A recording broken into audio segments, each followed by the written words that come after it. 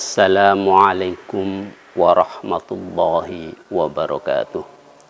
Bismillahirrahmanirrahim. Alhamdulillah. Alhamdulillahi nahmaduhu wa nasta'inuhu wa nastaghfiruh. Wa na'udzu bihi min syururi anfusina wa min sayyiati a'malina. May yahdihillahu fala mudhillalah wa may yudlil fala hadiyalah. Wassalatu wassalamu ala rasulillah Sayyidina Muhammad ibn Abdillah wa ala alihi wa sahbihi wa mawalah. La hawla wa la quwwata illa billah, amma ba'da. Hadaratil mukarramin yang kami muliakan, para pemirsa Warta Bromo TV yang kami hormati, alhamdulillah wa syukurillah, pada kesempatan ini kita bisa bertemu kembali, yang mana pada saat ini akan saya sampaikan tentang masalah keutamaan membaca sholawat dan cilaka bagi orang yang tidak mau membaca sholawat. Masih dalam rangka meneruskan hadis yang saya sampaikan pada beberapa waktu yang lalu, yaitu tentang masalah aminnya Kanjeng Nabi ketika naik mimbar. Kanjeng Nabi menyampaikan amin 3 kali. Amin pertama sudah saya sampaikan, amin kedua sudah saya sampaikan. Sekarang tentang amin yang ketiga, yaitu ketika waktu itu malaikat Jibril menghampiri Kanjeng Nabi Muhammad SAW.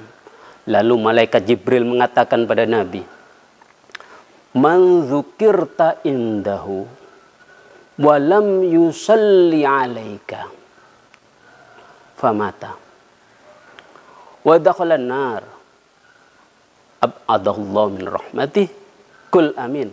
Fakultu amin. Amin yang ketiga yaitu, kata malaikat Jibril, ketika ada orang waktu itu nama panjenengan Kanjeng Nabi disebutkan, tapi orang itu tidak mau membaca sholawat kepada panjenengan, anti sholawat kepada panjenengan, kemudian dia mati dan masuk neraka. Mudah-mudahan orang seperti ini jauhkan dari rahmatnya Allah. Qul amin. Baca amin Kanjeng Nabi. Lalu Kanjeng Nabi membaca amin yang ketiga.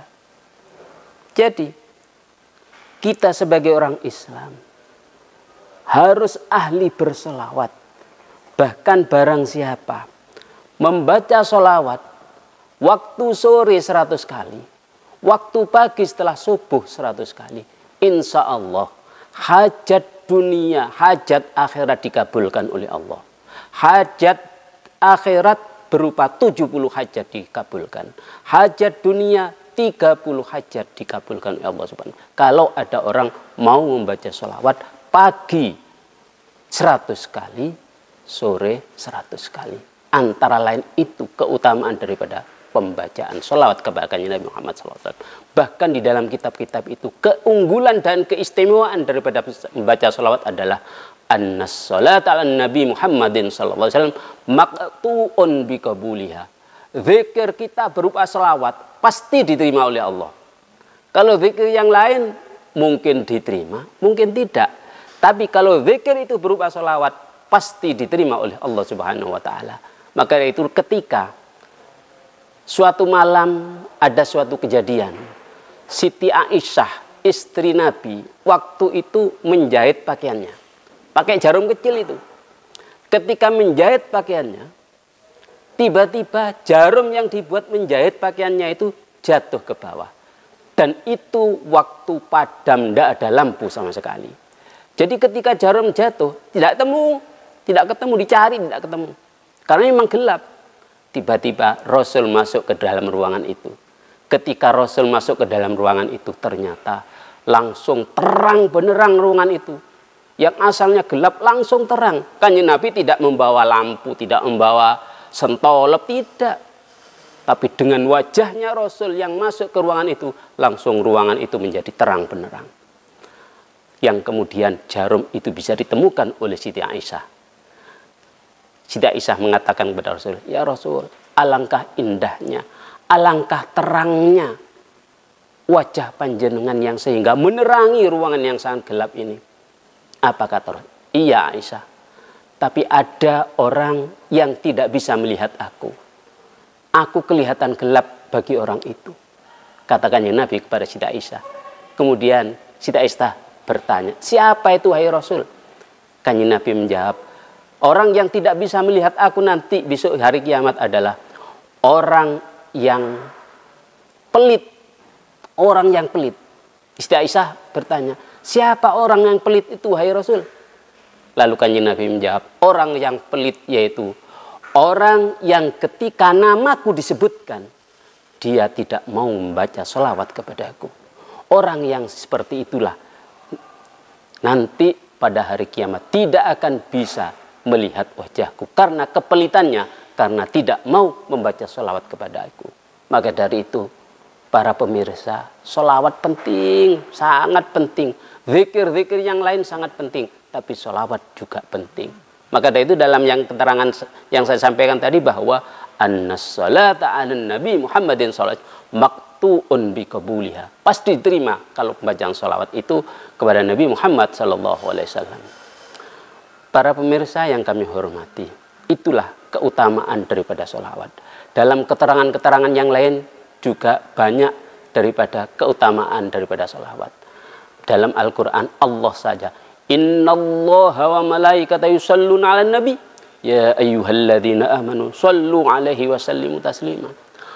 Allah membaca sholawat kepada Nabi. Malaikat-malaikat Allah juga membaca sholawat kepada Nabi. Sholawat Allah kepada Nabi adalah untuk dalam rangka mengakui atas keagungan kanjeng Nabi Muhammad sallallahu alaihi wasallam. Sholawat malaikat kepada Nabi agar kanjeng Nabi tambah mulia, tambah agung. Allah saja, malaikat saja membaca sholat kepada Nabi, apalagi kita. Mosok kita tidak mau kepada sholawat, mosok kita anti pada sholawat. Maka dari itu kegiatan maulid, kegiatan sholawat di mana-mana itu majelis yang mulia dan bahkan sangat mulia. Maka dari itu yang punya waktu longgar, kalau ada kegiatan baca sholawat atau bacaan maulid, kita datang. Insya Allah majelis itu majelis yang penuh barokah. Dan insya Allah Nabi Muhammad SAW akan hadir. Bahkan ketika kita membaca salam kepada Nabi, waktu makom itu, ada keterangan, kanjeng Nabi hadir. Ada yang mengatakan ruhan wa jasadan. Roh dan jasadnya. Juga ada sebagian ulama yang mengatakan jasadnya Nabi yang hadir di majelis itu untuk menjawab salam kita kepada Nabi Muhammad SAW. Maka itu mari kita jangan malas-malas untuk membaca salawat kepada Nabi Muhammad SAW. Mudah-mudahan apa yang saya sampaikan ada guna dan manfaatnya. Kita akhiri dengan ucapan wallahul muwaffiq ila aqthariq wal afu minkum. Wassalamualaikum warahmatullahi wabarakatuh.